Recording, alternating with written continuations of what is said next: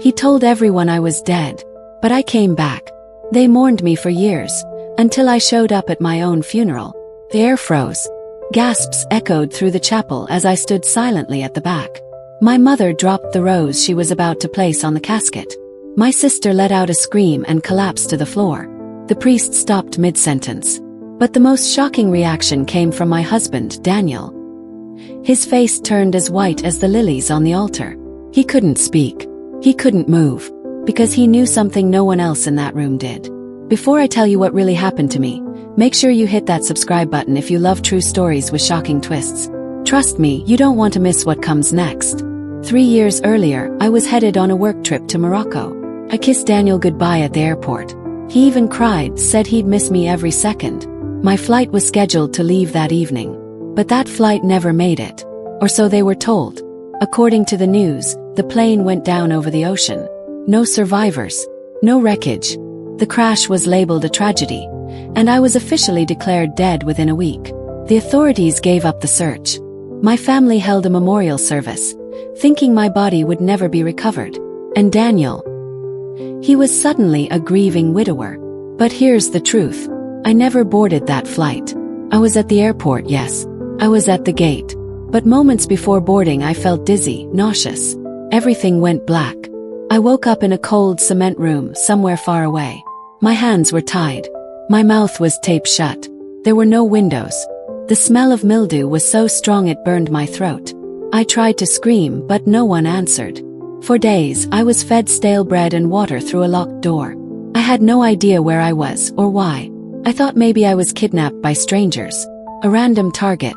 A mistake. But then I heard his voice. Daniel. He was speaking on the phone just outside the door. Laughing.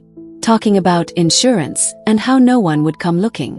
That was the moment I realized. This wasn't a mistake. My own husband had done this to me. He had staged the whole thing. Drugged me. Paid someone off to fake the crash records. He wanted me gone. And not just gone, dead. He took the $500,000 from my life insurance, sold our house and vanished. With my best friend, Claire. My best friend. While I was locked in a concrete prison, they were building a new life. Traveling. Posting photos. Living in the open without guilt. Everyone saw Daniel as the heartbroken husband trying to heal by starting over. No one suspected a thing. I was kept hidden for 2 years. I don't know where exactly. The people guarding me didn't speak English. They never hurt me, but they never let me go. Every attempt to escape failed. Until one night, a note slipped under my door. You don't belong here. He paid us to keep you hidden. But I know who you are. I'll help you. Be ready tomorrow night. That note saved my life. The next night, a young woman opened the door and handed me a jacket and shoes. She led me through a maze of narrow streets until we reached a bus stop. She didn't say much, just gave me money and told me how to reach the US Embassy. I never saw her again. It took weeks, maybe months, to return home. Had no ID. No passport. I had to prove who I was, without looking anything like I used to. I was thinner. My hair had been cut. My body scarred. But eventually, with help, I got a temporary passport and made my way back. When I arrived, I found out something chilling. My family had just announced a new memorial. Daniel and Claire were organizing it. For closure. I wasn't invited, obviously. I was supposed to be ashes scattered at sea. So I walked in, quietly, the back. Right in the middle of Daniel's speech about how he still felt my presence. The second he saw me, he froze. Then turned and ran.